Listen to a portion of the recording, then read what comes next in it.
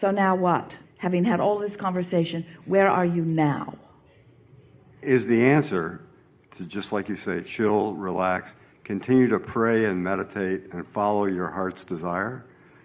So let's talk about pray. Yeah. What? Excuse me, more meditate than prayer. It's all right. Yeah. Prayer is good too. But when you pray, what is the content of your prayer? All my thoughts are prayers. Positive, loving, good.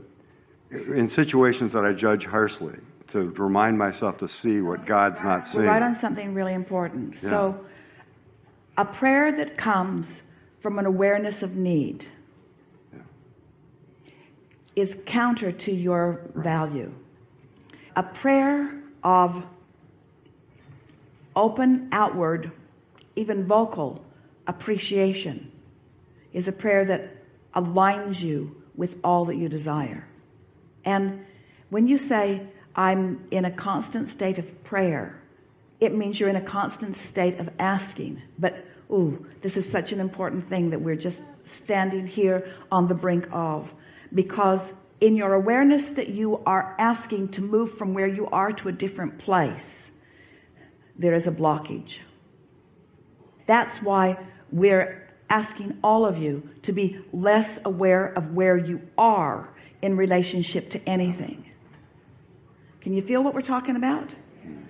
A prayer of appreciation. What would a prayer of appreciation sound like?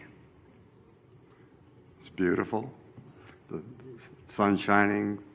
The sun feels good. It feels great to sit on the deck and watch the wind in my face and see the harbor and the homes and just the flow and the energy of it. All right, that's really good. Now, it sounds a little conditional because you were looking at beautiful things when you did it. You were looking at beautiful conditions. So under those conditions, it's easy to offer that prayer. But it might make you become a little conditional in nature. So can you offer a less conditional prayer? Appreciating wherever you're at in terms of, I started this conversation with the blessings of seeing the negative. Still conditional. Still conditional, and it's not quite what we're reaching for. Okay. Can you feel an unconditional prayer of appreciation? So if it's conditional, it's the harbor, it's the beauty, it's the ship, it's the water, and all of that's good for you. Don't misunderstand. But it's still conditional, which means if you're in pain or if someone was rude to you or whatever, then if you're trained to the condition and you're having an emotional response to the condition, then you're sort of like most people. You're just responding to what you're seeing, and often you're in contradiction of your own desire. So an unconditioned, let's just call it for a moment, an emotion. So an unconditional prayer or an unconditional offering, an unconditional moment in time would sound a little bit like this. I love the feeling of clarity. I love the feeling of recognizing how Source feels about me. I like this feeling of well-being. I like this sense of security that I have. I like understanding that I'm an extension of Source energy. I like the idea of Source energy. I like the feeling of Source energy. I like the concept of Source energy. I like the concept of my inner being. I like my awareness of my inner being. I like the feeling of awareness. I enjoy the feeling of clarity. I love the subject of momentum. I like the idea of law of attraction. I like the bigness of this universe. I like the flowing of thoughts within it. I like knowing that I have access to infinite intelligence. I like the feeling of the flow of thought. I like being an extension of Source energy. I like being here in this leading edge time-space reality. I like the beauty of this time-space reality. I like the variety of this time-space reality. I like knowing that this time-space reality is giving birth to ideas within me. I like the power of those ideas that flow. I like knowing that when an idea hatches within me, that I'm not the only one who has that idea. I like knowing that Source within me is in on that idea with me. I like the extension of that idea. I like the occurrence of that idea to me. I like the desire that is born within me. I like an understanding of the value of my beingness. You see how unconditional this conversation was? You see what we're getting at? Not very meaty for you in many cases, but it was an unconditional. In other words, if you followed us and if you flowed with us just a little bit, you were in a state of unconditioned there. You were floating freely with the source within you. So as you do more of that, what begins to happen is that all of the blockage stops.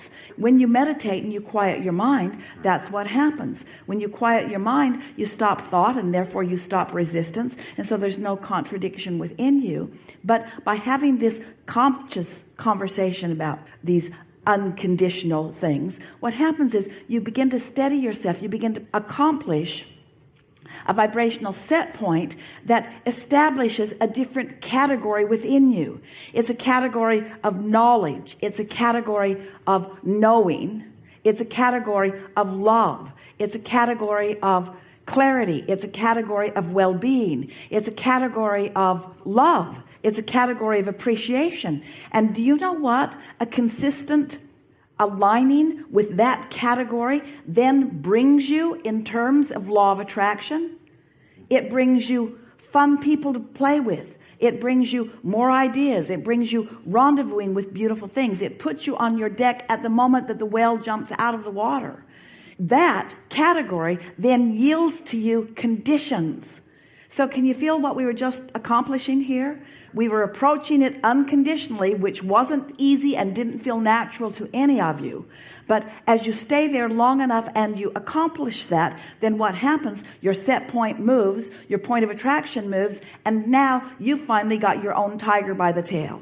You now are in control of what comes to you. And most are not in control. Most of you are observing what's going on. It's sort of reacting to life.